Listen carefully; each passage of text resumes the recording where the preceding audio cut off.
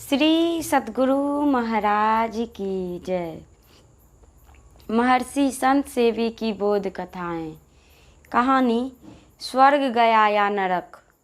भगवान बुद्ध ने कहा है, सदाचारी को 5 चीज़ें मिलती हैं। संसार में सुयश फैलता है, सदाचारी की संपत्ति बढ़ती है, जिस किसी सभा में वे प्रवचन करते हैं तो उनका प्रभाव पड़ता है, जब शरीर छूटता है तो सुख से छूटता है और मृत्यु के बाद सुख कर स्थान को प्राप्त करता है। इसी तरह जो दुराचारी होते हैं उन्हें भी 5 चीज़ें मिलती है। पहला, अपयश मिलता है। दूसरा, उसकी संपत्ति का नाश होता है। तीसरा, किसी भी सभा में उसके भाषण का प्रभाव नहीं पड़ता है। चौथा, उसकी मृत्यु कष्टकर होती है। और पांचवा, मरणोपरांत वह दुखकर स्थान को पाता है।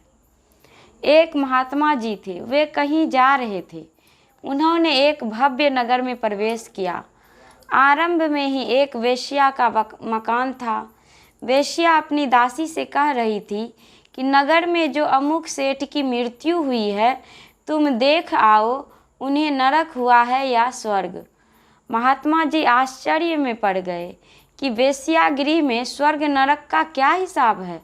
वह कैसे जानती है कि अमुक नरक को गया या स्वर्ग को।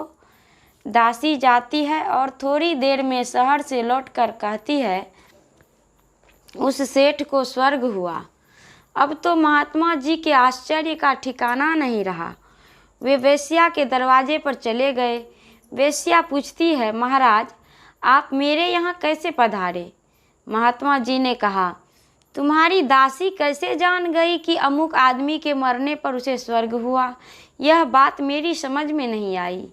वेश्या ने कहा, महाराज, यह कौन सी बड़ी बात है। जो लोगों की सुख सुविधा का ख्याल रखते हैं, जिनका जीवन सदाचारमय परोपकारमय होता है, उनके मरने पर लोग शोक प्रकट करते हैं, रोते हैं। ऐसे लोगों को स्वर्ग क्यों न होगा। किंतु जो दूसरे को सताते हैं, उनके मरने पर लोग हर्ष मनाते हैं, उसको नरक न होगा तो क्या होगा। मेरे विचार में स्वर्ग और नरक का यही विचार है। संत मत सदाचार का पालन सिखाता है, किंतु स्मरण रहे, दिखावा मात्र नहीं होना चाहिए। श्री सद्गुरु महाराज की जय। यह प्रवचन शांति संदेश पत्रिका में मई 1973 ईस्वी को प्रकाशित हुआ था। श्री सद्गुरु महाराज की जय।